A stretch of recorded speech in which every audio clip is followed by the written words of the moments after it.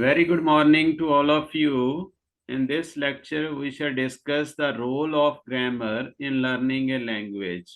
The basic details of this topic are what grammar is, what are the different types of grammar, how formal grammar is different from functional grammar, what are the different methods of teaching grammar, and how grammar is useful in communication as well as in writing, and what are the suggestions that the teacher should give in order to teach the grammar effectively. Now, let us start first with what grammar is. Now, students, grammar is basically it is a descriptive science which describes the structure of sentences, function of words, and their relation to one another at a particular period and of a particular group of people. So this is the general definition, how the different words they are arranged, what is the function of each word, and how they are helpful in describing the structure of a sentence at a particular period for a particular group of people. That is called as grammar. Various experts they have given the different definitions of grammar. According to Gordon, grammar is a body of empirical rules. Empirical rules means those rules which have been derived from the experiences.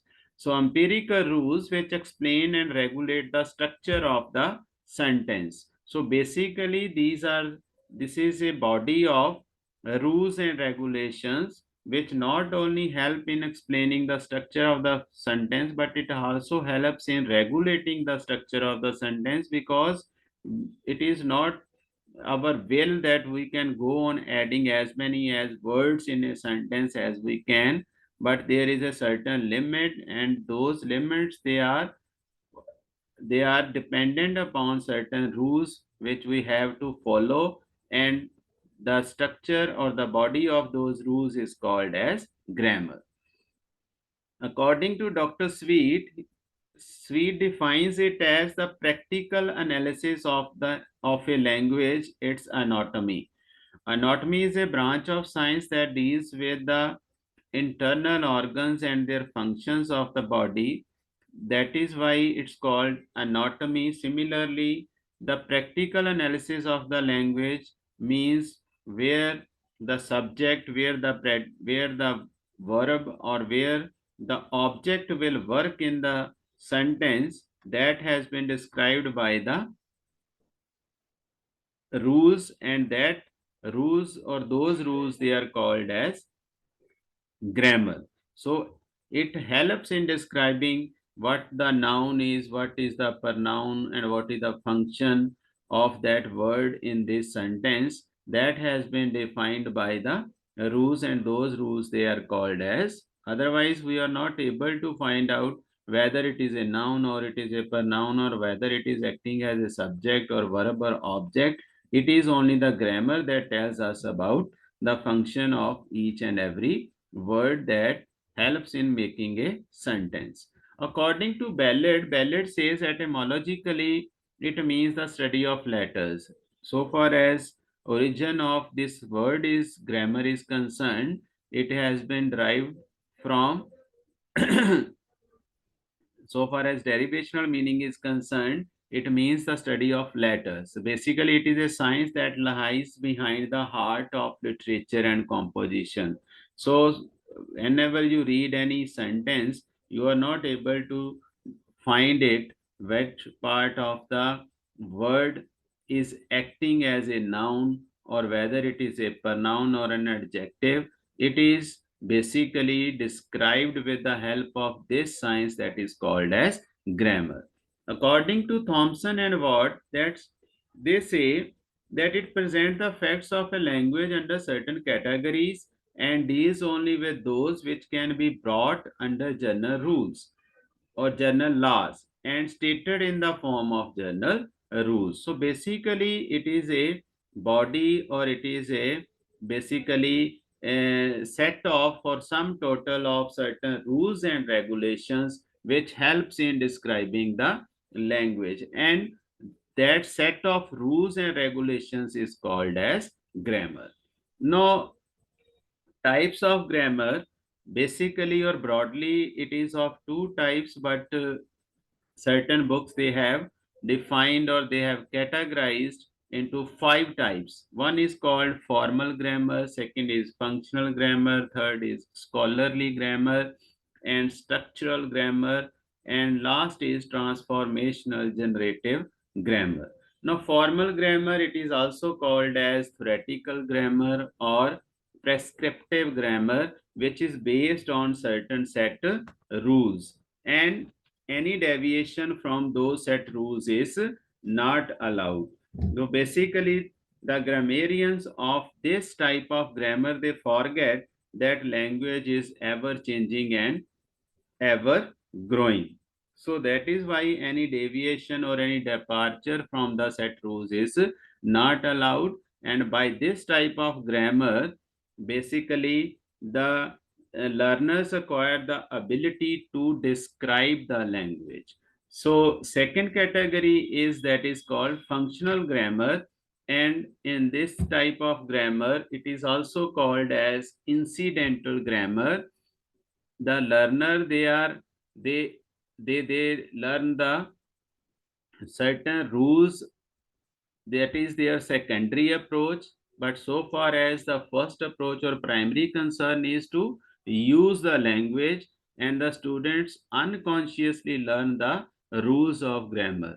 In formal grammar, it was the first or primary concern is to learn the set rules, whereas in functional grammar it is not the rules, but basically it is the capacity to use the language, not to learn the rules of the language or the grammar, that is their secondary concern. And grammarian of this type of grammar, they keep in mind that grammar or the language is ever changing and ever growing, so any deviation from the set rules in case of functional grammar is allowed.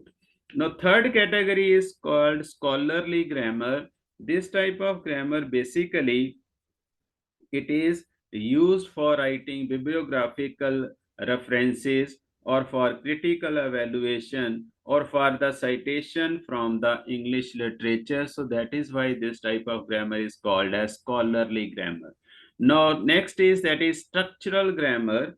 Basically, it focuses on the structure of the sentence, as the name indicates. This type of grammar is called as structural grammar. Now, last is that is transformational generative grammar. As the sentences, they are divided into two parts. One is called basic sentences and other is called transformed sentences. So that is why the rules that deals with these two types of sentences, that is called as transformational generative grammar. Now we shall discuss the difference between the formal and the functional grammar. Now, formal grammar is called as theoretical grammar or traditional type of grammar. Functional grammar is called as incidental grammar. Now, formal grammar is learned by the learners consciously while learning the language, while functional grammar is learned by the learners quite unconsciously while learning the language. Now, in formal grammar, the learners acquire the ability to describe the language, whereas in functional grammar, the learners acquire the ability to use the language. Any departure from the set rules is not allowed in formal grammar, whereas in any departure from the set rules is allowed in functional grammar. So in formal grammar, the grammarians forget that language is ever changing and ever growing, but in functional grammar, grammarians takes into account that language is ever changing and ever growing. Here, the knowledge of rules and regulations is the primary concern in formal grammar, and language learning is the secondary concern. But in functional grammar, learning or the knowledge of rules and regulations is the secondary concern, whereas the language learning is the primary concern, or it deals with the use of the language. Now, aims of teaching grammar. So first aim is to provide the knowledge of rules of grammar as we deal with so far as rules of tenses are concerned, rules of change of voice are concerned, change of narration are concerned, or transformation of sentences are concerned. So it helps to provide the knowledge of rules of grammar. Second is to enable the student to speak and write grammatically correct English. Third, it enables the students to make use of the word in different contexts, whether it should be used as a noun, it should be used as an adjective or an adverb. Because one word can be used in different context. This is this it is the knowledge of the grammar that helps in making use of the word in different context. Then fourth aim is to develop in the students an understanding of structure of English language. Structure of English language, whether there is a structure of subject, verb, and object, or whether there is a structure of subject, then verb, object, and object complement. So whatever the structure is, what are the different words they function in it, it helps in developing among the students of understanding that structure. Then to enable the students to assimilate the correct patterns of the language and to develop the scientific attitude towards language, because rules of grammar develops or helps in developing the scientific attitude among the learners. So these are the aims of teaching grammar. Now there are various methods of teaching grammar. So first is that is inductive method.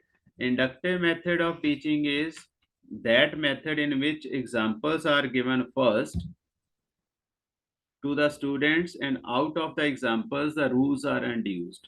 So this method of teaching grammar lay emphasis on the functional grammar, and it breaks the monotony in the classroom by making making the teaching interesting through situational teaching. And it also helps, as I told you, on emphasize on functional grammar, which deals with the use of the language, and sufficient pattern practice is given in this method so that the structure pattern of the words must be made permanent in the, or they may be learned permanently by the learners. But there are certain limitations of inductive method. No doubt it is more time consuming and expert teachers are required, but there is a shortage of such teachers. And second method is called deductive method. Here the rules and definitions are given first and the examples are given afterwards. As inductive method lays more emphasis on functional grammar, deductive method lays more emphasis on formal grammar. But so far as advantages of deductive method are concerned, this approach saves a good deal of time of the teacher, and it also helps in making the teaching job easygoing. But so far as limitations of deductive methods are concerned, it ignores the oral aspect of the language, and it does not help in giving enough pattern practice, and it does not provide any synthesis between thought and expression, and also it is an uninteresting method because it creates monotonous situation in the classroom. And third method is, it is called incidental method or correlation method, and this method helps the students to correlate the grammar with other related logical structures. So there are certain structures which are based on certain rules of grammars. It helps in correlating the grammar with those logical structures, and the method of teaching grammar is called correlation method or incidental method. So basically there are two methods which are very important from teaching point of view. One is inductive, in which examples are given first and rules are given afterwards, and second is deductive method, in which rules and definitions are given first and the examples are given afterwards. So PC Ren even says that grammar should be taught inductively, because there is no need that the boy be able to define the ball or a cricket bat before he can use one. So if one can use the structure of the sentence, one can use the rules of grammar in their own life or in their own life situations or daily life situations, then there is no need for learning those rules. So inductive method is considered to be better than deductive, but one inductive method is good for the early stages, but deductive method is good for the later stages of learning the language. So both are equally important. It depends upon the situation in which you are working or in which you are teaching. Now, what is the importance of grammar in communication? It improves the skill of expression because one can express grammatically correct English and he can improve. It helps in improving if you have the knowledge of rules of grammar. So next is it helps in learning the correct pronunciation. It also helps in increasing the accuracy, also helps in acquiring fluency in speaking the language.